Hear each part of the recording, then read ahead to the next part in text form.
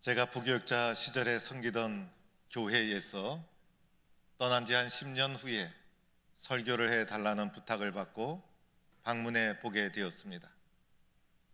설교를 은혜 가운데 마친 후에 로비에서 성도들과 반갑게 인사를 하면서 나보게 되었습니다. 그때 예배당 모퉁이에 한 여집사님이 저를 기다리고 있었습니다. 저를 보더니 너무 반가워하면서 눈물을 흘리는 것입니다. 가만히 바라보니 기억이 나기 시작합니다. 바로 교회 밑에 단칸방에 살던 여 집사님이셨습니다. 그 집사님의 남편은 운동 코치였고 교회도 잘 나오지 않았습니다. 그리고 생활비도 제대로 갖다 주지 않았습니다. 가정도 잘 돌보지 않았습니다. 그래서 언제나 어둡고 우울한 가운데 아들을 키우는 젊은 집사님이셨습니다. 어느 월요일 저녁 사택에서 쉬고 있는데 불이야라는 소리가 들려왔습니다. 창문을 열고 내다보니 제가 맡고 있는 교구였습니다. 저는 옷을 주워 입고 얼른 현장으로 달려가 보니 예상한 대로 그 집사님 단칸방에서 불이 나고 있었습니다. 골목이 비좁고 구불구불해서 소방차가 들어오기도 힘든 곳이었습니다. 동네 사람들이 함께 뒤엉켜서 불을 끄고 있었습니다. 저도 그것에 동참해서 물을 끼얹고 짐을 꺼내오고 정신없이 불을 끄느라고 어떻게 시간을 보내는지 모를 정도로 불을 끄는데 함께 동참했던 적이 있습니다. 뒤늦게 소방차가 와서 불이 진압되어서 더 이상 불이 번지지 않고 꺼지게 됩니다. 그 후에 집사님 가정을 위해서 교회가 함께 돌보고 성도들과 함께 가서 기도해주고 격려해주고 그 집사님이 잘 일어날 수 있도록 사랑을 베풀고 도와주었던 기억이 납니다. 세월이 흘렀어도 집사님께서는 그때의 은혜를 잊지 못하고 저를 만나고 얼마나 반가워하던지, 사실은 제가 한 것이 아니라 하나님께서 하신 것이고 교회가 한 것이었습니다. 하나님께서 그리고 교회가 그 집사님의 삶이 다시 일어날 수 있도록 사랑으로 도와주었던 것입니다. 사랑하는 성도 여러분, 세상에서 가장 소중한 것이 여러분은 무엇이라고 생각합니까? 여러분의 생각과 가치에 따라서 대답이 달라질 것입니다. 그런데 세상에서 가장 중요한 것, 그것은 바로 교회라고 말해도 전혀 손색이 없습니다. 세상에서 가장 소중한 것 바로 교회라는 것입니다. 교회 속에는 생명을 살리는 놀라운 생명력이 있습니다. 교회는 우리가 생각하는 것 이상으로 소중한 가치를 가지고 있습니다. 교회만이 우리에게 줄 수 있는 귀한 영향력이 있다는 것입니다. 세상에서 성공하고 명예를 얻고 출세를 했어도 가정이 없으면 그 사람은 성공한 사람이 아닙니다. 가정은 우리의 삶의 바탕이요 기본이 되는 것입니다. 가정이 해체되고 가정이 무너졌는데 세상에서 성공하고 많은 부를 획득했다고 해서 그 사람을 성공한 사람이라 하지 않습니다. 도리어 가정이 무너지면 아무리 출세를 했어도 그 사람은 불행한 사람이 되고 마는 것입니다. 가정은 우리의 모든 것을 받쳐주는 바탕이 되는 것입니다. 그런데 가정과 같으면서도 가정보다 더 소중한 것이 바로 교회입니다. 가정은 이 세상의 삶만을 주장하고 있지만 교회는 이 세상과 저 세상까지도 주관하고 있는 소중한 기관입니다. 교회는 가정보다 영원한 것이고 교회는 가정보다 더 본질적인 것입니다. 심지어는 그 가정도 교회 때문에 살아나게 되는 것입니다. 우리가 살아갈 수 있도록 우리의 삶을 만들어주고 우리의 삶에 지속적인 영향력을 끼치는 것, 바로 교회라는 것입니다. 교회가 내 삶을 지켜주는 것입니다. 우리는 오랫동안 사람이 세상을 변화시킬 수 있다고 생각했습니다. 그러면서 사람 속에 있는 타락된 본성이 있는 죄성을 우리는 간과했습니다. 그런데 사람의 의지, 사람의 지식, 사람의 능력으로 세상이 바꿔지는 것이 아닙니다. 그 전에 먼저 교회를 통해서, 복음을 통해서 하나님의 말씀으로 사람이 변화되고 세상이 변화되어야 하는 것이고, 교회만이 세상과 사람을 변화시키는 희망이요 유일한 공동체라는 것입니다. 오늘 우리는 룻기서를 보면서 밑바닥에 떨어진 룻 가정의 모습을 보게 됩니다. 인생의 밑바닥에 떨어진 나오미와 룻의 가정이 어떻게 회복의 가정을 밟아가고 있는가를 보게 됩니다. 오늘 이 말씀 가만히 살펴보면 룻의 가정은 하나님 때문에 은혜 받고 회복되게 됩니다. 신실하신 하나님의 은혜 가운데 나오미의 가정이 회복이 되고 룻의 가정이 살아나게 되는데, 이 사건을 오늘 우리의 삶 속에 보다 더 친밀하게 구체적으로 적용을 한다면 하나님 때문에, 더 나아가 교회의 사랑 때문에 이 가정이 회복되었다고 적용할 수가 있는 것입니다. 왜냐하면 하나님의 사랑은 교회를 통해 흘러가고 있기 때문에, 하나님의 은혜는 교회를 통해 여러분에게 전달되기 때문에 하나님이, 교회가 사람의 삶을 변화시키고 그리고 사람의 삶을 회복시켜 가고 있는 것입니다. 오늘 룻이 도대체 어떠한 삶을 살았기에 하나님은 그 가정을 개입해 주셔서 회복시켜 주셨는가? 먼저 룻의 삶의 모습을 살펴보도록 합니다. 룻은 모압의 한 여인이었습니다. 그런데 나오미의 가정이 모압 땅에 오게 되자 나오미 가정과 이제 며느리로 들어가게 됩니다. 그런데 룻의 신랑이 그만 죽고 맙니다. 룻의 신랑이 죽게 된 것은 룻의 잘못이 아니었습니다. 우리가 인생을 살다가 나에게 잘못이 없음에도 불구하고 생각지도 않은 불행과 사건을 겪게 되는 것이죠. 그런데 사건과 불행을 겪은 것보다 더 중요한 것은 이런 불행한 사건의 상황에서 어떻게 이겨나가느냐가 중요한 것입니다. 룻은 남편이 죽었음에도 불구하고 시어머니의 곁을 떠나지 않습니다.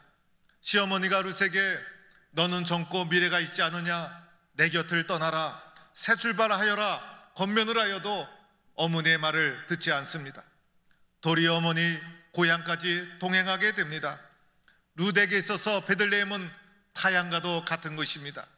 아는 사람 아무도 없는 어머니의 고향 베들레헴까지 동행해서 오게 됩니다. 이것뿐만이 아니었죠. 생계를 유지하기 위해서 어머니를 대신해서 이삭 줍는 일을 시작하게 됩니다. 이삭 줍는 일은 가장 비천한 사람이 하는 일이었습니다. 타향 땅인 베들레헴에서, 그리고 배타적인 유대 땅에서 이방 여인 룻이 이삭 줍기를 하는 것은 쉬운 일이 아니었습니다. 더하여 이 여인은 젊은 여인이 아니었습니까? 그런데 그럼에도 불구하고 신실하고 성실하게 환경과 상황과 관계없이 자기가 해야 될 일을 신실하게 해나가는 룻의 모습을 보게 됩니다. 그에게 있어서 누구도 원망하지 않습니다. 환경과 상황을 탓하지도 않습니다. 신실하게 자신의 사명을 감당해 나가는 젊은 여인 룻의 모습을 발견하게 됩니다. 이러한 룻을 보아스가 발견하게 됩니다.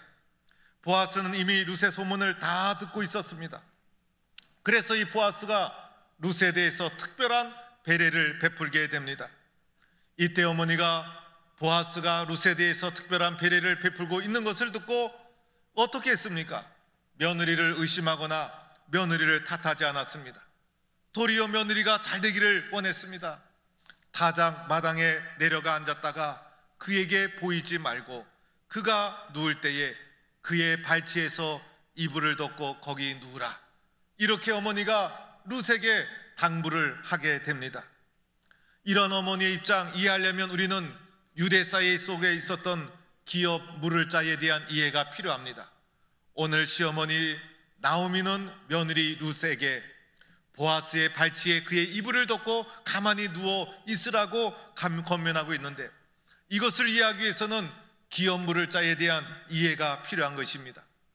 당시의 문화에서는 장자 우선 문화였습니다. 그리고 당시에 가장 복 중에 큰 복은 자손이 번창하는 것이었습니다. 가장 큰 불행은 자손이 끊겨지는 것이었습니다. 그런데 장자가 결혼한 후에 자녀가 없이 장자가 죽게 되면 어떻게 될까요? 대가 끊어지는 불행을 겪게 되는 것이고, 며느리는 떠나서 불행한 삶을 살아야만 되는 것이었습니다. 형제의 대가 끊어지지 않도록, 동생이 형수를 취할 수 있도록 문화적으로 제도화되어 있었던 것입니다. 이것은 우리의 문화 속에서는 이해할 수도 없고 받아들일 수도 없는 것입니다. 그러나 이 속에는 형수가 가족으로부터 떨어져 나가는 것, 그리고 형제의 혈육이 끊어지는 것을 막고자 하는 인도적인 의도가 이 속에 담겨 있었던 것입니다. 보아스가 바로 기업 물을 자 중에 하나였습니다. 그래서 보아스가 자고 있는 발치에 룻이 가서 이불을 덮고 누워 있으라는 것입니다. 그런데 문제는 보아스가 룻을 선택하지 않았는데 룻이 보아스의 의도도 묻지 않고 그의 이불을 덮고 자는 것은 위험한 일이었습니다. 잘못하다가는 룻에게 수치스러운 일이 될 수가 있습니다. 부끄러운 일이 될 수도 있는 것입니다. 오해받을 수도 있는 것이고 위험한 상황이 초래될 수도 있는 것이었습니다. 그 중에서도 특별히 이방 여인 룻에게 있어서는 이러한 문화는 받아들이기 어려운 문화였다는 것입니다. 그러함에도 불구하고 시어머니 나오미가 룻에게 당부하자 룻이 뭐라고 말합니까? 어머니의 말씀대로 내가 다 행하리이다. 어머니의 말씀대로 내가 다 행하리이다. 어머니가 말씀하신 것에 절대적으로 순종하는 룻의 모습을 보게 됩니다. 어머니가 시키는 대로 룻이 철저하게 그대로 순종하여 이행하게 되었던 것입니다. 룻의 모습을 통해서 우리에게 보여주는 모습이 무엇입니까? 어머니에 대한 절대적인 순종의 모습, 어머니의 말씀이라면 그대로 순종하는 아름다운 순종의 믿음, 이러한 모습을 룻을 통해 발견하게 됩니다. 환경과 상황을 탓하지 않았습니다. 내가 원하는 것만 한다면 그것은 순종이 아닙니다. 할 수 있는 것을 한다면 그것도 순종이 아닙니다. 할 수 없음에도 불구하고, 나와 다름에도 불구하고, 내가 이해가 되지 않음에도 불구하고 나를 쳐 순종했다는 것입니다. 이것은 보통의 마음이 아닌 것입니다. 어머니의 뜻이라면 절대적으로 순종했던 룻의 모습, 순종이 얼마나 중요한가 룻을 통해 우리에게 보여주고 있는 것입니다. 오늘 우리는 순종의 미덕을 찾아보기 어려운 시대에 살아가고 있습니다. 이 순종의 아름다운 모습, 순종의 겸손한 모습, 절대적으로 순종하는 모습, 내가 먼저 나를 쳐 순종하는 아름다운 모습, 이 모습을 룻을 통해 우리에게 보여주고 있다는 것입니다. 오늘 우리는 속으로 이렇게 다짐해야 됩니다. 나도 이렇게 순종의 삶을 살겠습니다. 이것이 룻을 통해 우리에게 보여주는 삶의 모습인 것입니다. 결국은 이 순종의 모습이 룻의 삶을 새롭게 회복시켜 주시는 계기가 되고 마는 것입니다. 또한 나오미의 모습을 보시기 바랍니다. 나오미는 룻에게 요즘 속칭 말하는 시어머니 노릇을 하지 않았어요. 룻을 부를 때마다 내 딸아, 내 딸아, 이렇게 며느리를 부르게 됩니다. 룻을 내 딸로 여기고 내 딸이 잘 되기를 원하는 마음으로 쳐다본 곳이에요. 내 딸이 겪는 아픔의 모습을 바라보듯이 며느리를 바라보았다는 것입니다. 나오미는 룻을 이삭을 주러 나갈 때도 안타까운 마음으로 바라보았어요. 그가 하는 일에 조금도 의심하지 않았어요. 신뢰하고 믿음을 가지고 룻이 잘 되기를 간절히 원하는, 내 딸이 잘 되기를 원하는 마음으로 며느리 룻을 바라보았다는 것입니다. 보아스가 룻에게 관심이 있는 것을 알고 어떻게 하였습니까? 룻의 앞길이 열리기를 원했던 것입니다. 그래서 룻에게 길을 가르쳐주고 도와주기 시작합니다. 룻에 대한 나오미의 마음을 한마디로 표현한다면 변함없는 사랑이었어요. 때와 장소와 시간에 관계없이 변함없는 사랑, 나오미가 룻을 향한 사랑, 세월이 가도 변함이 없었어요. 환경에 따라 변함이 없었어요. 끝까지 신뢰하고 변함없이 믿어주는 사랑의 마음, 이것이 나오미의 모습이었다는 것입니다. 오늘 나오미의 모습을 통해서 우리는 마음속으로 다짐해야 합니다. 나도 변함없는 사랑의 사람으로 살겠습니다. 나도 변함없는 사랑을 가슴에 품고 살아가겠습니다. 이것이 우리에게 보여주는 나오미의 모습이었다는 것입니다. 또한 보아스란 사람이 등장하죠.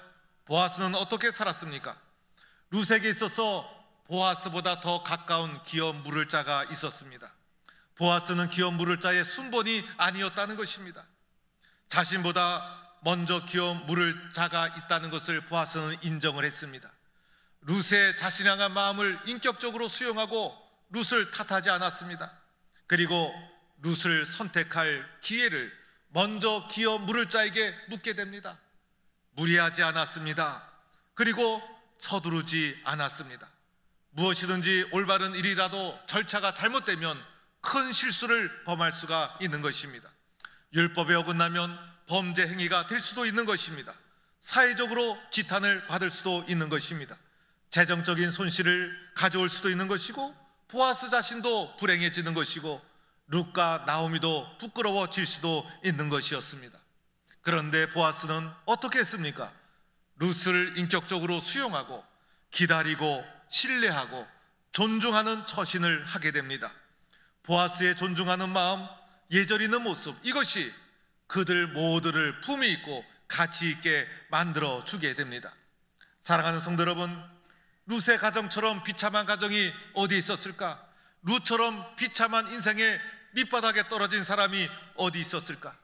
그런데 모든 사람은 이런 절망의 밑바닥에 떨어지면 나의 인생은 여기서 끝났구나라고 생각합니다. 그런데 그것이 아니었어요. 이 가정이 회복의 길을 밟아가기 시작합니다. 그것은 룻에게 있었던 절대적인 순종, 그리고 나오미에게 있었던 변함없는 사랑, 그리고 보아스에게 있었던 품위 있는 예절, 이것이 그들의 삶을 새롭게 회복시켜주는 소중한 통로가 되고 있다는 것입니다. 오늘 말씀을 보세요. 보아스가 룻에게 이렇게 말합니다. 내 딸아, 여호와께서 내게 복 주시기를 원하노라. 내가 가난하건 부하건 젊은 자를 따르지 아니하고 내가 베푼 인애가 처음보다 나중이 더하도다. 내가 베푼 인애가 처음보다 나중이 더하도다. 여러분, 처음에는 누구나 다 잘할 수 있어요. 처음에는 누구나 다 잘 달려나갈 수가 있어요. 그러나 중요한 것은 마지막이라는 사실입니다. 마지막을 어떻게 보내느냐, 마지막을 어떻게 마무리하는가, 이것이 보다 더 중요한 것입니다. 그런데 오늘 말씀 보니 처음보다 나중이 더하니라, 이것이 룻의 모습이었어요. 룻이 가지고 있었던 순종의 모습, 나오미가 가지고 있었던 사랑의 모습, 가면 갈수록 더 빛나는 것이었습니다. 가면 갈수록 더했다는 것입니다. 가면 갈수록 더 존귀해졌다는 것입니다. 이것이 룻의 가정의 모습이었고, 이것 때문에 룻의 가정이 회복의 길을 걸어가게 됩니다. 마침내 어떻게 되었습니까? 보아스가 룻을 아내로 맞이하죠. 그리고 기업 물을 자의 책임을 다 감당하게 됩니다. 그리고 보아스와 룻의 가정을 통해서 누가 태어납니까? 오벳이 태어나고 이새가 태어나고 드디어 다윗이 태어나고 그 혈통을 따라서 예수 그리스도 메시아가 태어나게 되었다는 것입니다. 놀라운 축복의 주인공이 됩니다. 이방 여인이었음에도 불구하고 남편이 일찍 죽어서 의지할 것 하나 없는 인생의 밑바닥에 떨어져 이삭을 줍는 여인이었음에도 불구하고 하나님은 이 여인을 소중하고 존귀하게 사용해 주셨습니다. 처음보다 나중이 더한 축복된 삶을 살았습니다. 이러한 삶을 살아가는 성도들이 될 수 있기를 축원합니다. 사랑하는 성도 여러분, 인생을 살다가 불행한 일을 우리는 겪게 됩니다. 힘겨운 삶을 살아가게 됩니다. 고난을 때로는 받게 됩니다. 그런데 기억해야 될 것이 있습니다. 영원한 불행, 영원한 고난, 영원한 실패는 존재하지 않는다는 것입니다. 그리고 또한 불행 없는 삶, 고난 없는 삶, 실패 없는 삶은 이 세상에 아무도 없다는 것입니다. 누구나 실패를 경험해 본 삶을 살아가고 있습니다. 그런데 그 고난의 자리에서, 실패의 자리에서, 불행의 자리에서 룻과 나오미의 가정이 회복의 가정, 축복의 가정으로 딛고 일어서는 소중한 계기가 무엇이었는가? 변함없는 사랑과 절대적인 순종이었다는 것입니다. 이것이 축복의 계기가 되고 하나님의 능력이 임하는 통로가 되었다는 것이었어요. 이들이 순종하지 않았다면, 사랑하지 않았다면 이 실패의 밑바닥에서 어떻게 헤어나올 수 있었을까? 아무것도 없었고 의지할 것이 없었어요. 그러나 이들이 하나님 앞에 놀라운 축복의 주인공이 된 것은 변함없는 순종, 절대적인 순종, 변함없는 사랑, 그들 속에 환경과 상황과 관계없이 자신을 지키는 순종과 사랑이 있었기 때문에 하나님의 은혜가 임하는 통로가 되고 말았다는 것입니다. 그런데 문제가 있습니다. 우리도 순종과 사랑의 사람이 되고 싶지만은 우리는 순종의 체질이 아니라는 것입니다. 변함없는 사랑을 하고 싶지만은 우리의 사랑은 너무나 쉽게 변질된다는 것이 문제입니다. 우리들은 원래 불순종의 자녀들, 순종의 체질이 아닙니다. 우리 속에는 얼마나 강팍한 불순종의 심령이 가득 차 있는지 모릅니다. 우리의 사랑은 주님의 사랑이 아니라 이기적인 사랑입니다. 시시때때로 변하고 환경과 상황에 따라 나를 지키지 못하는 그러한 심령을 가지고 살아가는 것이 문제라는 것입니다. 어떻게 해야 합니까? 먼저는 하나님의 도움을 구해야 합니다. 하나님, 나는 순종의 사람이 아닙니다. 주님, 나는 사랑의 사람이 아닙니다. 나의 연약함을 아시는 주님, 내가 순종할 수 있도록 나를 도와주세요. 주님의 사랑을 배울 수 있도록 나를 붙잡아 주세요. 내 힘과 내 능력으로는 순종과 사랑의 길을 걸어갈 수 없습니다. 이 불행의 밑바닥에서 일어설 수가 없습니다. 나에게 순종과 사랑의 가득함을 채워주세요. 하나님의 도우심을 구해야 한다는 것입니다. 그리고 나서 우리의 사랑과 순종은 하나님을 향한 것임을 기억해야 합니다. 사람에게 순종하고 사람을 살아가는 것 중요합니다. 그러나 보다 더 본질적인 것은 하나님을 향한 사랑이요 하나님을 향한 순종이라는 것입니다. 오늘도 하나님은 절대적이고 신실하신 사랑으로 언약을 지켜나가고 있는 것입니다. 헤세드의 하나님, 십자가의 사랑으로 우리와 언약을 맺으신 하나님, 하나님께서 그의 언약을 신실하게 지켜나가고 있는 것입니다. 하나님 앞에 나는 어떻게 살아갈 것인가? 하나님 앞에 절대적인 순종과 변함없는 사랑으로 살아가겠습니다. 나의 순종과 나의 사랑은 하나님을 향한 것이라는 것을 기억해야 합니다. 하나님 앞에 순종하고 하나님 앞에 사랑을 고백하지 못한다면 우리는 회복의 삶을 살아갈 수가 없는 것입니다. 그래야 우리의 순종과 사랑이 하나님을 향한 것임을 기억해야 되는 것입니다. 그리고 마지막으로 하나님의 신실하신 사랑은, 나를 향한 하나님의 신실하신 사랑은 교회를 통해 우리에게 전달되고 있다는 것입니다. 교회가 없이는 하나님의 신실하신 사랑, 구체적인 사랑을 어떻게 전달받을 수 있겠습니까? 하나님을 향한 순종과 사랑은 교회를 통하여 또다시 하나님께 올려드려야 되는 것입니다. 교회의 가치, 교회의 소중함, 교회를 통해 역사하시는 하나님의 은혜, 우리는 이것을 보아야 합니다. 사랑하는 성도 여러분, 하나님께 그리고 우리가 섬기는 교회에 대한 절대적인 순종과 변함없는 사랑, 이것이 우리의 삶을 새롭게 일으켜 세워주시는 축복의 통로가 될 줄로 믿습니다. 신실하신 하나님, 오늘도 나와 맺은 언약을 신실하게 지켜나가시는 그 하나님 앞에 처음보다 나중이 더 잘 되는 축복된 삶을 누리게 되는 변함없는 순종과 사랑으로 주님 앞에 나가는 성도가 되기를 주의 이름으로 축원합니다.